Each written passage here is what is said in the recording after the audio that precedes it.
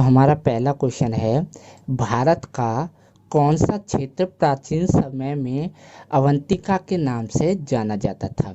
चार ऑप्शन है, अवध, रुहेलखंड, बुंदेलखंड या मालवा। तो इसका राइट आंसर होगा हमारा ऑप्शन नंबर डी। मालवा को प्राचीन समय में अवंतिका के नाम से जाना जाता था। तो बढ़ते हैं अपने अगले क्वेश्चन की ओर। अगला क्वेश्चन है, आजीवक एक संप्रदाय था। तो चार ऑप्शन है, बुद्ध के समकालीन, बुद्धों से अलग हुई एक शाखा, चार्वाक द्वारा स्थापित संप्रदाय, शंकराचार्य द्वारा स्थापित समुदाय। तो इसका राइट आंसर होगा ऑप्शन नंबर ए। ये लोग बुद्ध के समकालीन थे। जब बौद्ध धर्म आया था उसी टाइम पे एक जो है आजीवक संप्रदाय भी उभर कर आया था। बढ़ते हैं अगले क्वेश्चन की ओर। अगला क्वेश्चन है, वह शासक कौन था जिसने राज सिंहासन पर बैठने के लिए अपने पिता बिंबिसार की हत्या की थी? चार ऑप्शन है, अशोक, अजातशत्रु, कनिष्क या सिमुक।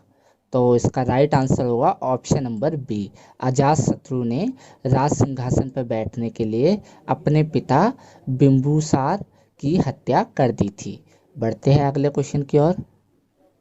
अगला क्वेश्चन है, सिकंदर और पोरस की सेना ने किस नदी के आमने सामने वाले तटों पर पड़ाव डाला हुआ था? तो रावी नदी के, झेलम नदी के, सतलज नदी के या चिनाब नदी के।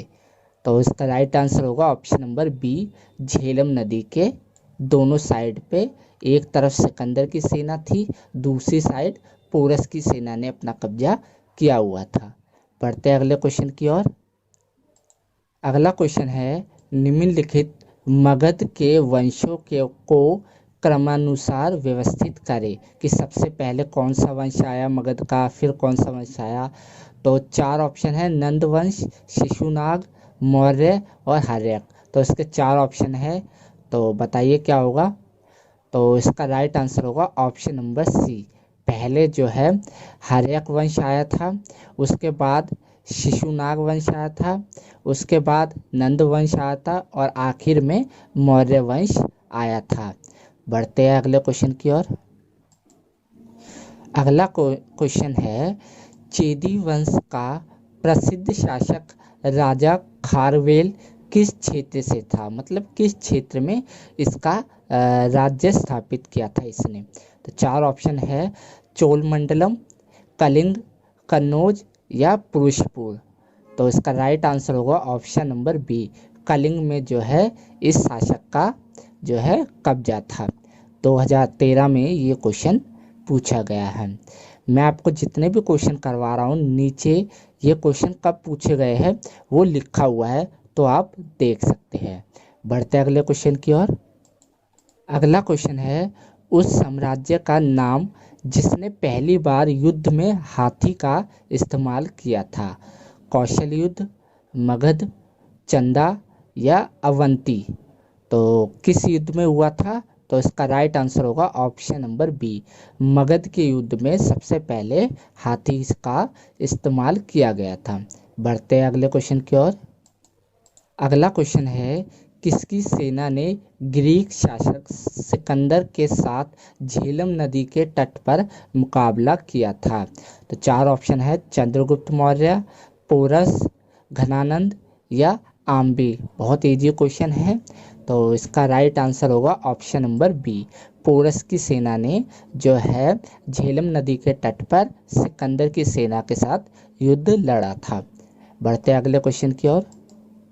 अगला क्वेश्चन है, उस गणतंत्र का नाम बताएं जो 6ठी शताब्दी ईसा पूर्व 8 राज्यों का एक संघ था, जो कि 8 राज्यों से मिलके बना था। तो चार ऑप्शन है, गांधार, वज्जी, कौशल या अवंती।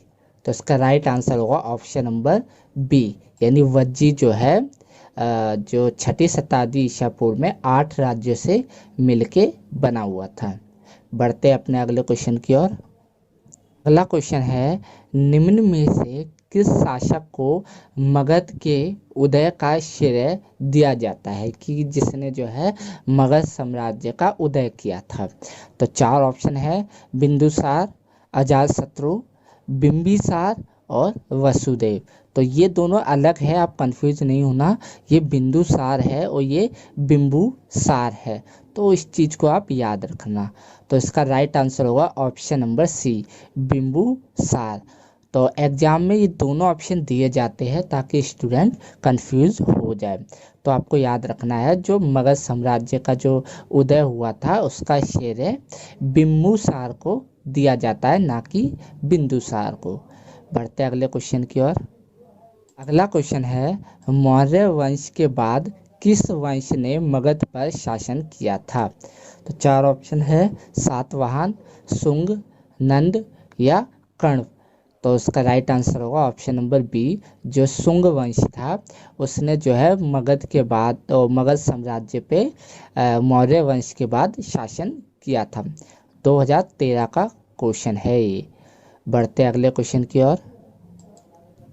अगला क्वेश्चन है, नालंदा विश्वविद्यालय कहाँ पर स्थित है? बहुत इजी क्वेश्चन है। राजस्थान, असम, बिहार, गुजरात। तो उसका राइट आंसर होगा ऑप्शन नंबर सी, बिहार में स्थित है।